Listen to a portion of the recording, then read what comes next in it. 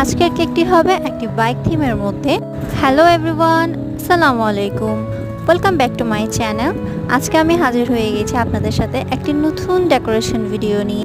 First of all আমি কেকটিকে ভালোভাবে ক্রাম coat করে ফ্রিজে রেখে সেট করে নিয়েছি। এখন আমি সেটিকে ভালোভাবে ডেকোরেশন করছি। এটা সম্পূর্ণ একটি কাস্টমাইজ কেক ছিল। কাস্টমারের সম্পূর্ণ প্রেফার করা ছিল, তারা একটি ফটো অ্যাড করেছিলেন আমাদের কাছে। ওই ডিজাইনটাকেই ফলো করে আজকের এই কেকটি মেক করা হচ্ছে। সম্পূর্ণ ব্লু কালার দিয়ে একটা স্মুথ ফিনিশিং অ্যাড করব। স্মুথ ফিনিশিং করে দেন আমি সেখানে একটি আর্ট করে নিয়েছি। কোন অ্যাঙ্গেলে কি ক্রিম বসাতে হবে তার জন্য একটা সিম্পল ধারণাটা। আসলে কাজ করতে গেলে তখন যদি ছোট ছোট টিপসগুলো অ্যাড না করি তাহলে কাজগুলো অনেক বেশি ক্রিটিক্যাল হয়ে পড়ে। আমাদের এখন ক্রিম দেওয়া শেষ, এখন আমরা সেখানে প্যানেল নাইফ দিয়ে সেটাকে কিছুটা সেট করে নিব।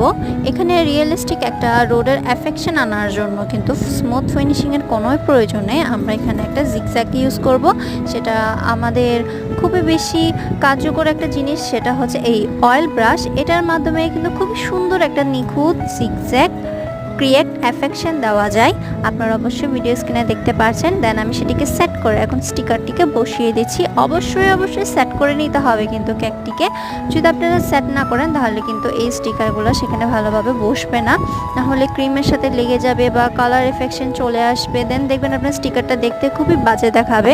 তাই জিনিসটা যেন খুবই পারফেক্টলি হয় সেই জিনিসটা একটু খেয়াল রাখবেন, যাতে ভালোভাবে সেট হয়েছে কিনা, আপনার টেম্পারেচার কতটুকু, ওই জিনিসটাও একটু মাথায় রাখবেন। দেন আমি এখানে একে একে প্রতিটা স্টিকারগুলো অ্যাড করে নিই। আশেপাশের যা যা ডিজাইন ছিল সব কিছুই কিন্তু আমরা পিকচার রেফারেন্স অনুযায়ী অ্যাড করেছি। অ্যান্ড দেন এখানে যে টপারটা ইউজ করব এটা কিন্তু আমাদের কাস্টমারের নেম প্লেটের সাথে একেবারে ম্যাচ করা। আসলে এটা ম্যাচ করে নিয়েছি। Hope that you also guys like my video. Don't forget to subscribe. কেমন হয়েছে কিন্তু অবশ্যই কমেন্ট করে জানাবেন।